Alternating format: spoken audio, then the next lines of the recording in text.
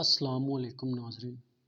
آج کا واقعہ بڑا دلچسپ ہے اور امید ہے کہ یہ ویڈیو آپ کو ہمیشہ کام آئے گی، اس دنیا میں بھی اور آخرت میں بھی، اگر آپ یہ ویڈیو پوری واچ کریں تو موضوع کا آغاز کرتے ہیں۔ ایک عرب کا واقعہ ہے کہ عرب میں ایک شخص تھا جو نہایت ہی غریب قسم کا بندہ تھا۔ وہ بالکل روزگار بھی نہیں اور کوئی ہنر بھی نہیں جانتا تھا، اور بمشکل ہی نہ وہ اپنے گھر کا گزارا کر رہا تھا۔ لیکن ایک دن ایسا ہوا کہ کھانے کو گھر میں کچھ بھی نہیں تھا، اور ہر طرف جو کہ اس کی نظر اس نے دوڑائی، لیکن کوئی بندہ بھی اس کو کھانا دینے والا بھی نظر نہیں آیا، جس میں اس کی ایک بیوی اور ایک اس کا بچہ، یہ تینوں جو کہ بھوک سے نڈال تھے۔ اور بچہ تو خیر بھوک سے رو رہا تھا، اور اس نے کیا کیا کہ بچے کو روتا اور بیوی کو گھر چھوڑ کر یہ خود نکل پڑا گھر سے۔ جب گھر سے نکلا تو جنگل کی طرف بڑھا تو اس کا جو ایک بندے سے ٹاکرا ہوا جو عالم دین تھا، اور اس نے کہا، ہاں میاں کیسے ہو؟ اس نے اس کو اپنا سارا حال وال بتایا کہ مولانا صاحب بڑی غربت ہے اور گھر میں بیوی بچے بھوکے ہیں۔ جبکہ اس عالم دین نے کہا میرے پیچھے آ جاؤ۔ یہ شخص اس کے پیچھے چل پڑا۔ جب اس کے پیچھے گیا تو ایک جگہ پہ ایک ندی آئی، تو اس نے کہا تم یہاں پر بسم اللہ پڑھ کر نا جال پھینکو۔ جب اس نے بسم اللہ پڑھ کر جال پھینکا تو ایک بڑی مچھلی اس کے جال میں آ گئی۔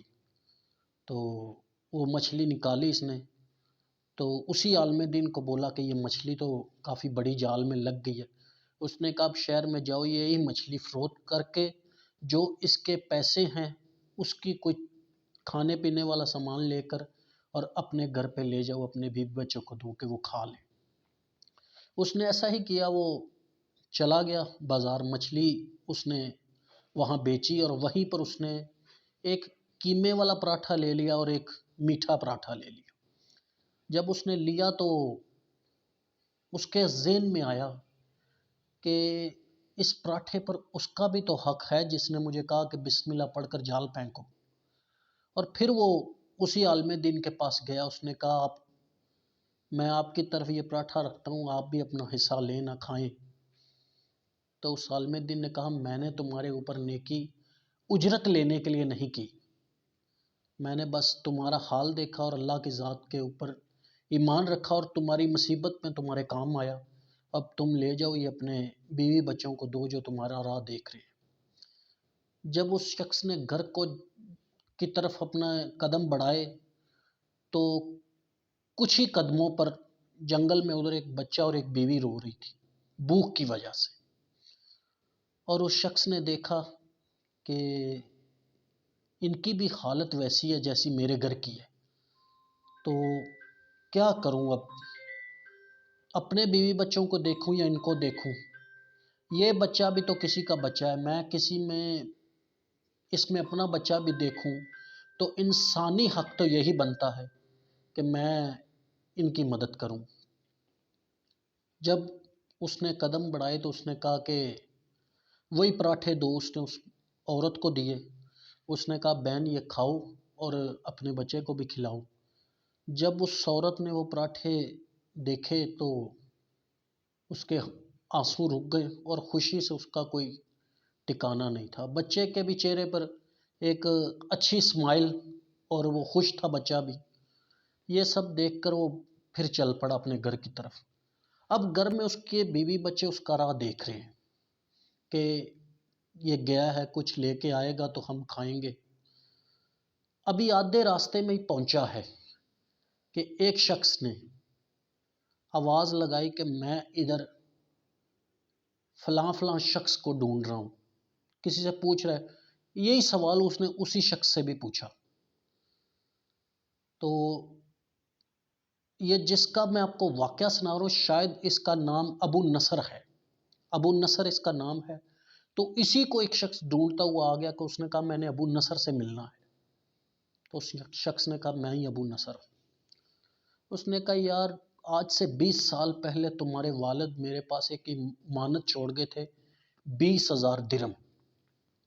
تو انہوں نے بتایا نہیں تھا اس پیسوں کا کرنا کیا ہے، اور میں نے تمہیں بہت ڈھونڈا، بڑا تلاش کیا، لیکن آج میری تلاش ختم ہوئی اور تم مجھے مل گئے۔ یہ اپنے پیسے اپنے پاس رکھو اور مجھے دو اجازت۔ یہ کہہ کر وہ شخص چلا گیا، اور وہی ابو نصر جب وہ پیسے لے کے گھر پہنچا تو اس کا تو خوشی کا ٹکانا نہیں تھا۔ اس نے گھر بھی لیا، کھیت بھی لیے، اپنا کاروبار بھی لیا، پھر بھی پیسے بچ گئے، جبکہ اس نے انہی پیسوں سے تجارتی کام بھی شروع کیا اور اللہ کی راہ پر بھی خرچ کرنا شروع کر دیا، لوگوں کو کھانا کھلائے، خدا ترسی کرے، ایسے بڑے سارے معاملات اس نے کیے۔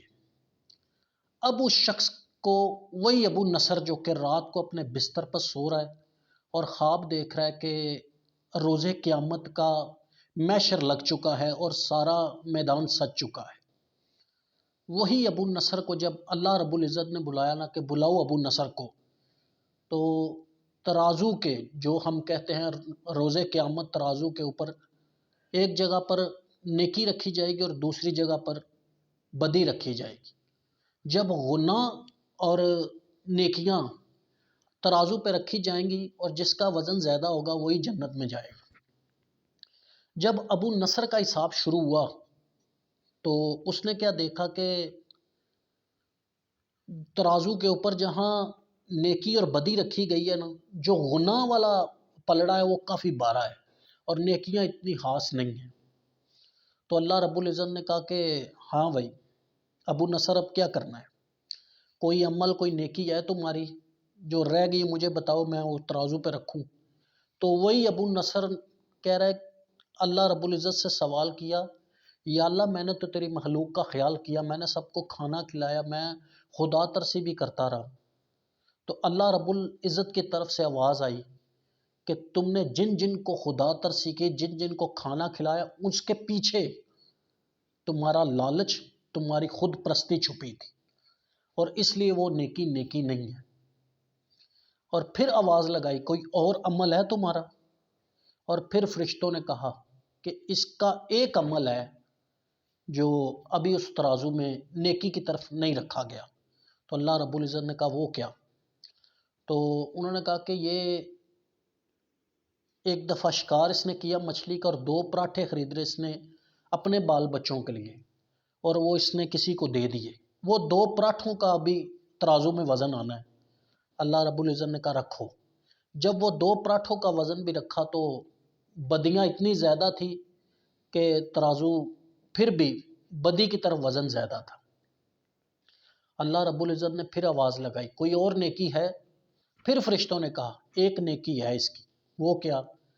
کہ اس عورت کو روتا دیکھ کر اس نے اپنے پراٹھے دیے، ابھی ان آنسوؤں کا وزن اس ترازو پر رکھنا ہے۔ تو اللہ رب العزت نے کہا لے کے آؤ، وہ بھی نیکی رکھو۔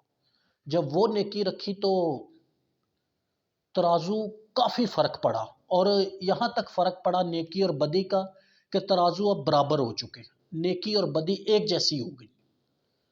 اللہ رب العزت نے کہا ابھی بھی تمہاری جان خلاصی نہیں ہے، اب کوئی اور نیکی بھی ہے تو بتاؤ، پھر تم جنت میں جا سکتے ہو۔ اور پھر فرشتوں نے کہا ایک نیکی اور ہے، تو اللہ رب العزت نے کہا لے کے آؤ وہ بھی، اور کیا ہے؟ اور پھر کہا گیا کہ اس بچے کے چہرے پر جو اسمائل تھی اس وقت جو ہنس رہا تھا، وہ نیکی بھی ابھی اس ترازو پر آنی ہے۔ پھر وہ نیکی بھی رکھی اور وزن جو کہ نیکیوں کی طرف زیادہ ہو گیا، بدیوں کی طرف کم ہو گیا۔ اور یہی خواب جب اس نے دیکھا اور نیند سے بیزار ہو کے اٹھا اور اللہ کی ذات سے توبہ کی، اور پھر اپنے لالچ اور اپنے آپ کو دھو کر، جیسے کہتے ہیں نا اپنا اندر صاف کر کے، اس نے اللہ رب العزت کی طرف نیکی کی اور پھر اللہ کی مخلوق کو کھانا کھلایا۔ یہی سب آج بھی ہو رہا ہے کہ ہم لوگ اللہ کی راہ میں دیتے ہیں، کیا اللہ رب العزت ہمارے دینے کا محتاج ہے؟ کبھی بھی نہیں، ہرگز نہیں۔ ہمیشہ یاد رکھیں ہم بڑی عید پر قربانی ضرور کرتے ہیں، لیکن اللہ رب العزت ہمارے گوشت سے نہیں ہے، ہمارے گوشت سے مطمئن نہیں ہوگا، کیونکہ اس کو گوشت کی ضرورت نہیں ہے، اس کے پاس جائے گی آپ کی نیت۔ کہتے ہیں نیت کا دار و مرار مال پر ہوتا ہے۔ جب نیت ہی نہیں ٹھیک تو آپ سونا چاندی زیور کچھ بھی اللہ کی رب العزت کی راستے پر دیں، اس کی کوئی اتنی خاص اہمیت نہیں ہے۔ اگر ویڈیو اچھی لگی ہو لائک اور شیئر کریں اور ہمارا چینل سبسکرائب کر دیں۔ جے بی رضا، اب مجھے دیں اجازت، اللہ حافظ۔